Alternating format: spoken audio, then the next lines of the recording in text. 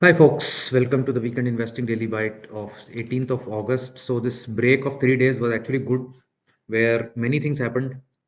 First and foremost, of course, the government has woken up that the economy is going a bit slow and it needs to be pushed.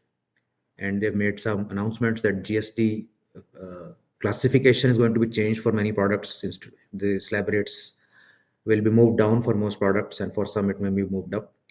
So that will give a huge fillip to a lot of consumption items. So that may kickstart the economy, which has become a bit sluggish. So that was one very positive news. The other positive news, of course, was a S&P upgrade for India's bond rating, and for the talks between the two presidents, President Putin and President Trump.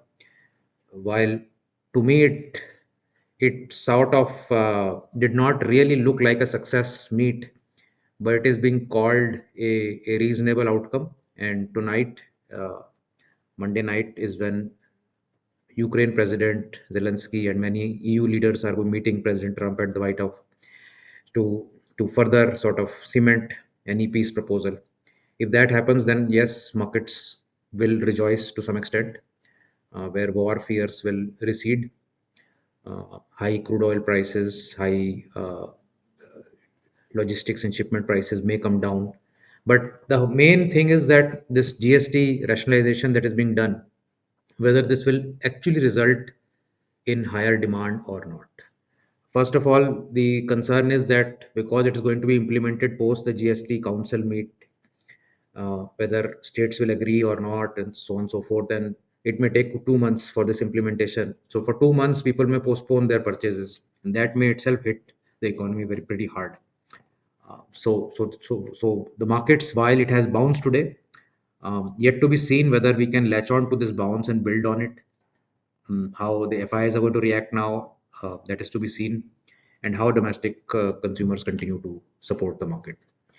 As always, read the disclaimer fully. Please do understand it and only then move forward in the video. Do subscribe to the channel.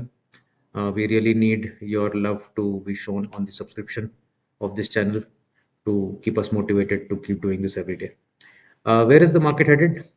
Market exactly went and clipped the average, that is the moving average that we have been plotting, and it was a nice jump, exactly 1% at the end of the day. But the if I were to look at the negative out on this, it was that it did not build on where it started. So it moved gap up, but then it could not build on top of that. It basically went to 25,000, and uh, resistance was there at 25,000. So I mean, it's not completely any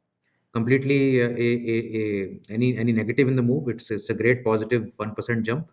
Whether it sustains or not is the only sort of lingering question in mind. Above 25,000, I think people will get a lot more confidence in the market. Till 25,000 is crossed, that underconfidence will remain probably in the market. Nifty Junior also very similar, exactly closing where it opened this morning, 1.34% up. Again, a good move, but not building on the open right there. Mid caps up 1.19%, similar kind of move, not a big move either on this one. And small caps up 1.33%, a decent move there as well. We have come reasonably far on the small caps from all time highs, so it is not looking like we are reaching all time highs very anytime soon. Nifty Bank was mostly, I would say, the weaker Q amongst all indices, only 0.7% up, and that closing is also very near the day's low. So if this gap has to be closed, what has been created this morning or today, it probably Nifty Bank will close it first if markets do start to come off, and so we need to keep a watch on Nifty Bank for doing that. Gold is very flat, 0.21%, not going anywhere. 9965 per gram is where gold sits at. Advanced declines, you can see morning was more enthusiasm in the bulls, and gradually during the day it petered out, although at the end of the day it still was very much in favor of the bulls, 386 to 111. Heat maps all green today. I mean, there were some reds like ITC was hit because of the proposed GST sin tax on tobacco that is going to be implemented. Bajaj Twins up 5% and 3.5%. Uh, Cement is moving to a lower category, it seems. Ultrasemco, Grasim all down. Maruti, Mahindra, Tata Motors, Bajaj Auto, Eicher, all moving up. Smaller cars are likely to gain as GST rates come off. So many things of consumption mainly that were moving up. I'll talk more about that in the end of the video. And in the Nifty Next 50 space, also you can see barring Siemens, BPCL, PFC, RECs, minor losses in them. Good moves in Hyundai, TVS Motors, DMart, all consumption-based stories right there. One very unique outcome of this was on the life insurance and health insurance companies. While it's a great bonanza for the users who may get GST off on these insurance products, it's not the same for the companies, because so far they were setting off the GST that they were raising versus their inputs.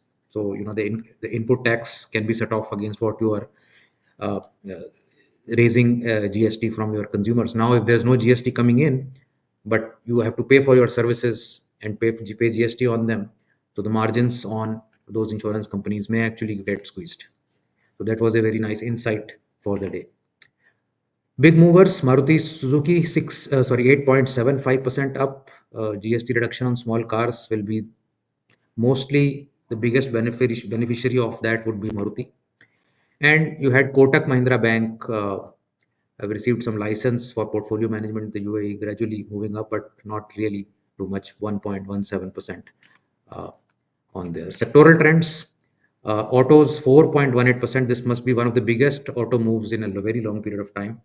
MNC stocks 2.78%, real estate moving up 2%, consumption 2%, manufacturing 1.9%, metals 1.8, capital markets 1.6, commodities 1.34, FMCG overall moving 1.19. I would have thought FMCG would have also moved to 3%, but it didn't. So from at least from my expectation, FMCG did not do what it was I was hoping it to do. Private banks up 1%, financial services are also up 1%. What was going down is Nifty IT. So now suddenly the US markets we have to see watch tonight, but I think uh, the US tech segment is starting to come off, and Nifty IT may get impacted because of that. We'll have to watch in the next few days. Some mid cap IT stocks were really badly thrashed today. I saw some charts of some mid cap stocks and that they were not really doing well. Uh, Autos, the other auto stocks that really did well: Ashok Leyland, TVS Motors, Hero Motors, MRF. So everything related to auto also went up. Auto ancillaries, batteries, tires, everything was up. Over in the next few days, we'll realize what really will be the impact. Uh, Real estate also moved up. So you can see some consolidation here, and then there's a move up 2%. Phoenix, Godrej, Brigade, DLF, and Oberoi Realty are doing the honors there. In the tweets of the day, it was a very nice tweet from Margin of Safety, who has quoted Motilal Oswal study, where it has said the key beneficiaries of the proposed GST announcement within autos: Maruti, Tata Motors, Ashok Leyland; within banks, ICICI Bank as consumption picks up, HDFC Bank, IDFC First Bank; within NBFCs, Bajaj Finance, again, consumption led, more loans, personal loans. Uh, and you have within Cement, Ultrasemco, JK Cement, uh, 28 to 18% GST move on that. Then consumption staples: Hindustan Levers, Britannia, majority of items are at 18%. They'll move to 12 or 5.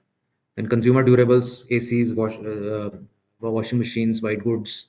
ACs moving from 28 to 18. Havels also comes there. Then EMS, basically the suppliers for AC companies, they will also see a reduction from 28 to 18. Hotels, more consumption, GST on uh, move from 12% to 5% for lower average rack rate hotels, Indian hotels.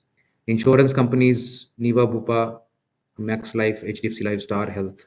But as I mentioned, there may be an issue there. Logistics company: delivery, quick commerce, Eternal, Swiggy, Relaxo, Bata, all basically consumption led, and campus. So many such stories are there. Now you have to correlate them with the sustained trends and then see if there's a trade out there for you.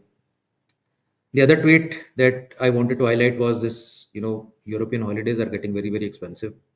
I remember just, I think last September or October, I was there and it was 89 or 90 rupees at that time, and we're already at 103. So, I mean, just within the last 9 months itself, almost 14-15% drop has happened. So if you are a travel enthusiast, I would say pack your bags more towards your younger age than later age, because it doesn't seem like rupee is going to get stronger versus the euro anytime soon. So the sooner you can do it, the better it is probably. Tonight we're going to do another video, data packed video on are you prepared for the crash. I'll not say more than this right now, but I'll see you all at 8 p.m. If you like this video, please do like and share this channel, and I'll see you in the next one. Bye.